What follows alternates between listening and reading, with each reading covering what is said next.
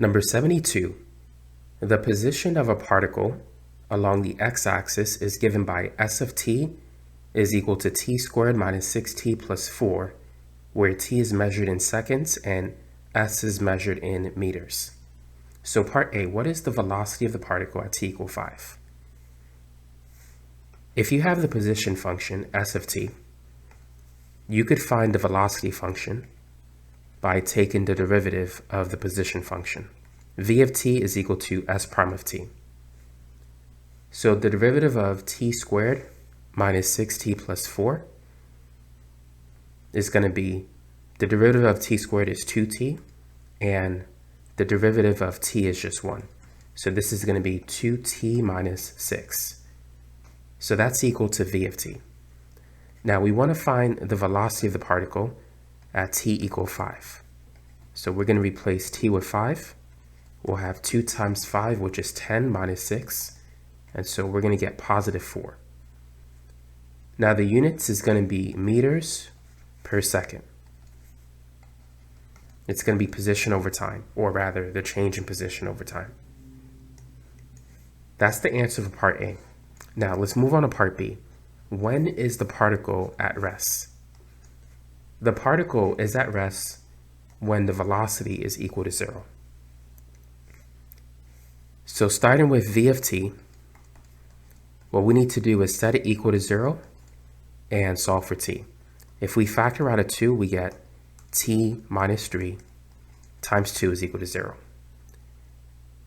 And when you set t minus 3 equal to 0 and you add 3 to both sides, you'll get that t is 3 seconds.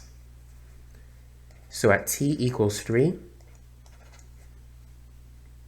the particle is at rest.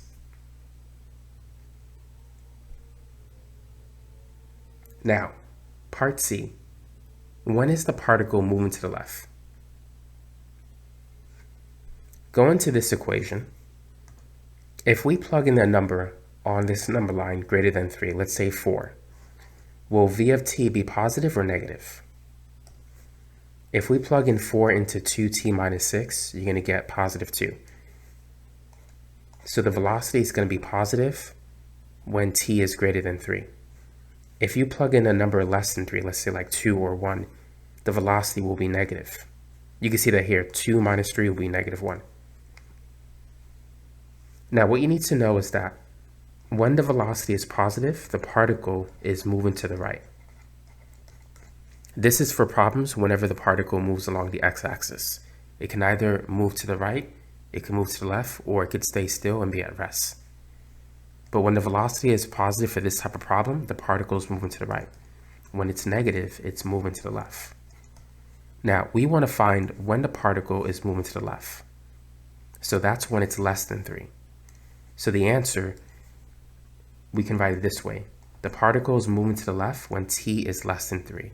Not when it equals 3, because when it equals 3, it's not negative, but the velocity will be 0. So we can't say less than and equal to 3. It's less than 3. Now we can write the answer to part C like this, or we could say it's less than 3 but equal to or greater than 0. At t equals 0, the velocity is still negative. And when you're dealing with a time-based problem, there shouldn't be any negative t values. So this answer is more specific. It shows that t can't be negative.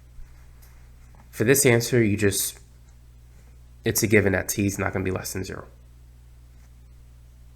But if you want a more specific answer, I would go with this one. Now, part D, what is the total distance traveled in the first 7 seconds? In order to calculate the total distance, you need to find the position at t equals 0, at 3, and at 7. 3 is important because that's when the particle changed direction. When t is less than 3, the particle is moving to the left. When it's greater than 3, it's moving to the right. So we need to calculate s of 3, s of 0, s of 3. That'll give us the distance it travels in the first 3 seconds, and then compare s of 3 with s of 7. That will give us the distance it travels in the next 4 seconds.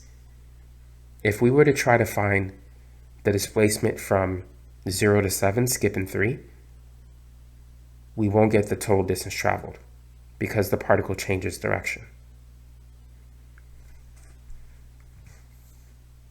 And I can illustrate that visually. But for now, let's do the math. So first, let's calculate s of 0. If we plug in 0 into this function, this will be 0, that'll be 0, this will be plus 4. So we'll just get s of 0 as 4. Now, we know the velocity is 0 at t equals 3. So we need to find a position at t equals 3 because that's where it changes direction. So using s of t is going to be 3 squared minus 6 times 3 plus 4. So this is 9 minus 18 plus 4. 9 minus 18 is negative 9. Negative 9 plus 4 is 5.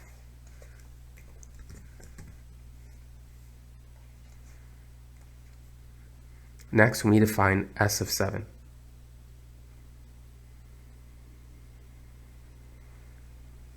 This should be negative 5, by the way. Negative 9 plus 4 is negative 5. Now for s of 7, this is going to be 7 squared minus 6 times 7 plus 4. 7 squared is 49. 6 times 7 is 42. And 49 minus 42 is 7. 7 plus 4 is 11.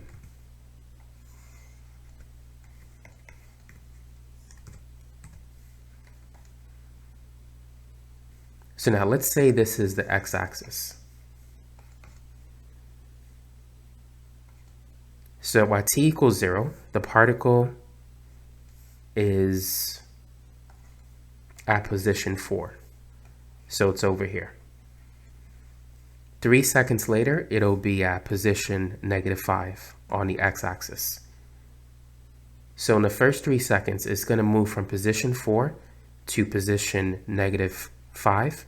So it travels 9 units to the left. 4 minus negative 5 is 9.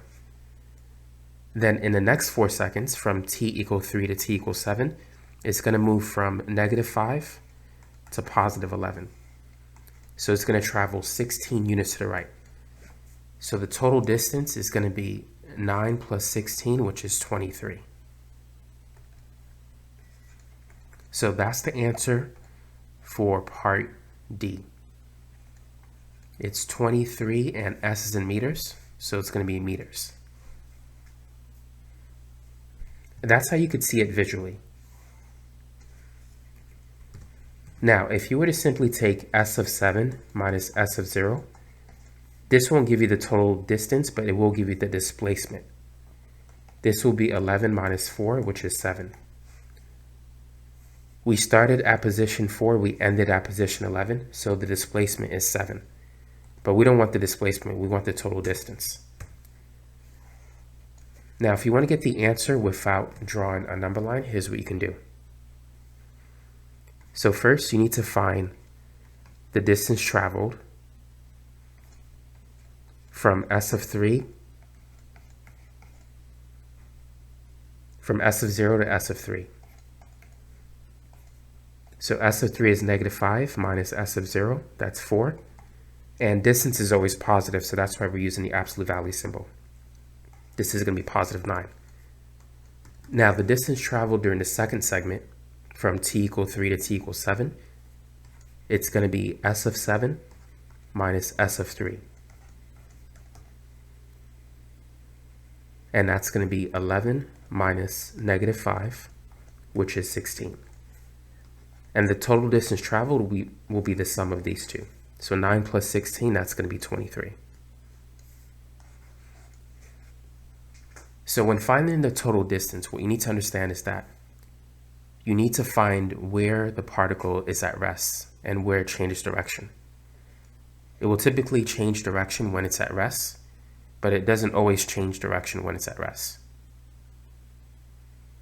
Nevertheless, you need to find when it changes direction. That's when v is 0.